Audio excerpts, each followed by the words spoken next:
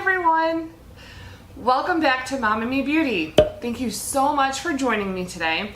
Now, if you've been with us for just a little while or even a long time, you know that Emma and I and our family went on vacation recently down to the Bahamas and the Caribbean. We did a video where we shared with you the makeup that we decided to bring with us on this trip. Now, this video is going to be kind of like the aftermath of that one. What I learned in terms of what I brought with me, what I used, what the conditions were like, and hopefully I'm going to provide you some tips and tricks that you can use if you're planning a nice exotic Caribbean or other warm climate vacation during this winter. Now, without further ado, let's get started. By now, I'm pretty sure you figured out that I don't have any makeup on. And this is a beauty channel, right? So why don't I have any makeup on? Well, that is all part of this video. The reason I don't have any makeup on ties in with one of the lessons that I learned. Now, before I start in with those lessons that I learned, if you'd like to check out the video where Emma and I talked about what beauty products we brought with us on our cruise vacation, I will link that video up here in the cards for you and then down in the description bar below. In that video, I decided to bring quite a bit of makeup with me. We had to check bags solely because Emma has a lot of medical equipment, so I didn't feel the need to restrict myself and how much I brought with me. So I brought a lot of makeup. But when I got down there, turns out that I barely wore any at all, and that's why I don't have any makeup on today. I wanted to show you the makeup look, the go-to look that I went to most days on our vacation.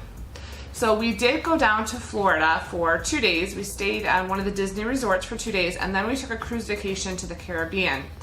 I was planning on wearing a full face of makeup every single day of the trip, so that's why I brought so much makeup with me. Tip number one, lesson number one, I wish I had paid attention to the climate down there. Now, what I mean by that is we live in Western New York. Beginning of September, we are heading out of summer. We do have some really hot, humid days, like 90+ degree days, and a lot of humidity. But for the most part, we're normally, in the 80s that time of the year, and not very much humidity at all. I knew going down to Florida that it was going to be hot and it was going to be humid. I kind of dismissed it, if you will. Lesson number one, don't dismiss it. Florida is a very hot, humid place, even at this time of the year, and even going into the winter months, so like November, December, January, it's warm and humid comparatively to where we live. Lesson number two, because I dismissed the climate and because I was not fully admitting to my own personal body and how it behaves in a climate that is not my own, that is warmer than my own, come to find out, and I'm sorry, this might get a little gross for some of you, I was sweating a lot down there, like a lot. So the very first day we went down there, I had a full face of makeup on through the plane, got off the plane in Orlando, and even in the terminal, airport terminal, like I could feel the humidity right then and there. When we got outside, that's when the sweat just started to come, and it completely ruined my makeup. The only thing that stayed intact was my eye look. That was it. The rest of it just kind of like melted off or ran off of my face. So lesson number two, be realistic. Know how your body behaves in different climates and adjust accordingly. If you've got time and makeup to spare to fix anything that may be running off your face, that's great. Go ahead and do you. But for me, and I'm sure for a lot more of you, I had to be realistic. It just wasn't going to happen. I just didn't have time to do that. And I was on vacation. I wanted to get to my vacation and start enjoying it. So what you see on me is mascara only. That's all I wore after, the first couple of days. I learned my lesson of having the makeup melt off my face. All I did was put on mascara and I was out the door enjoying my vacation. Sometimes you just gotta let go. You gotta let go of what you'd like to have happen and what's realistically happening. So it's completely up to you, whatever your comfort level is. If you would like to wear a full face of makeup, by all means, go ahead and do it. This is just something that I learned and I'm hoping will be helpful for you. tip number 3 or lesson number 3 that I learned. Be very vigilant with your SPF on your face. Because I didn't wear a full face of makeup, so my foundation does have a little bit of SPF in it. Because I didn't do that, I had to make sure that I had sunscreen and moisturizer on my face that had appropriate SPF. I'm so happy to say that I did not burn whatsoever on my face. Got a little burned elsewhere on my body, but not on my face. I was extremely vigilant about the SPF that I was wearing on my face, and I made sure that I reapplied frequently while we were down there. So if you're going on a vacation during these winter months, make sure that you have enough SPF in your sunscreen itself and or the moisturizer that you use. Believe me, your skin is going to thank you later. Lesson number 4, or tip number 4 that I learned. All the SPF in the world is not necessarily going to prevent your age spots from enlarging and or darkening. So it's been a while since we got back. We've been back now a little over 3 weeks from vacation, and I haven't been able to videotape until now. My age spots while we were on vacation actually spread and they got significantly darker. Now, I didn't burn on my face, but I definitely did get a tan on my face. So that's why the age spots around my eyes darkened just like the rest of the skin surrounding them. Even with proper SPF and sunscreen, your age spots can do that. Now, as you can see in this clip right here, on the left side of my eye, I pointed out exactly where the age spot has been, and I also point out where the new area of growth is. The area just above my finger is new. I did not have that before we left on vacation. It stopped right at the corner of my eye. Now that we're back, it has spread up towards the hood of my eye. So that is a new area of this hyperpigmentation.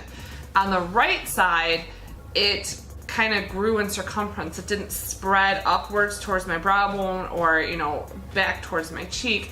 It just, the circumference of the area just increased in size. Not nearly as much as the left side, but it definitely increased.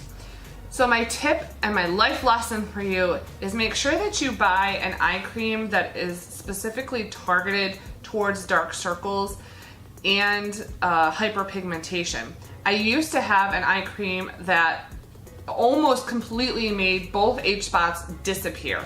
You couldn't even detect them on bare skin. It was fantastic. That eye cream I actually purchased from Marshalls or TJ Maxx, I can't remember which. So it was like an indie brand. Well, when we got back from vacation and I realized what had happened to my age spots, I went immediately to Marshalls and TJ Maxx looking for the same eye cream, could not find it. So that's why I purchased these 2 eye creams, both from Marshalls. One of them is a brand that I'm sure you're very familiar with. It's the Body Shop Oils of Life Intensely Revitalizing Eye Cream Gel. And then I also bought another indie brand. It's a Super Facialist Vitamin C Brightening Dark Circles Eye Cream. So what I'm gonna do is start with one. I think I'm gonna start with the Body Shop version. I'm gonna start with this, use it for maybe a month or so, and see what it does for those hyperpigmentation areas. Now, this is genetics. I have it, it's just who I am. My dad has the same thing. He's got age spots right underneath his eyes. So if this stuff works, I'm going to see those diminish almost exactly like I did with the first eye cream that I had. If it doesn't work, I'm still gonna have my age spots. So then I'll have to try this one and see if that takes care of it. Now granted, my age spots have faded over the past couple of weeks as my tan has faded, but the area of growth or the area that is spread has not gone away. It hasn't faded whatsoever. So I'm anxious to see if one of these eye creams works. Get yourself a good eye cream if you have any age spots or hyperpigmentation like I do. Make sure you target those areas before, during, and after your vacation. So that is it for this video. I hope that you really enjoyed it. I'm hoping that these tips and tricks and life lessons that I shared with you will help you if you go on a vacation over the winter months, or even if you decide to go on vacation next summer. These tips and tricks certainly are going to work for you. If you're new here, please consider subscribing by hitting that button down below and the little bell that is right next to it to be notified every time we upload a new video. My daughter and I do upload twice a week. On Mondays is Mom and Me Day, and on Thursdays is either Teen Take with her or Mom Moment with me. We do have a focus on more affordable brands, but we do occasionally throw in the higher end. Although Emma does have a Too Faced obsession, so the vast majority of her videos are on that brand. If you like this video, make sure you give me a big thumbs up down below, and in the comment section, let me know what tips and tricks you've learned for going on vacation in terms of your skincare regimen or makeup that you brought, makeup that you wore. What are some time-saving, money-saving tips that you have for all of us? Let's get that conversation going down below. Make sure you connect with us on Instagram under MomNMeBeauty and with Emma under Emma_N_2004. She also has a Pinterest account with the same username. Thank you so much for watching, and I can't wait to see you in our next Mom and Me video. Bye everyone!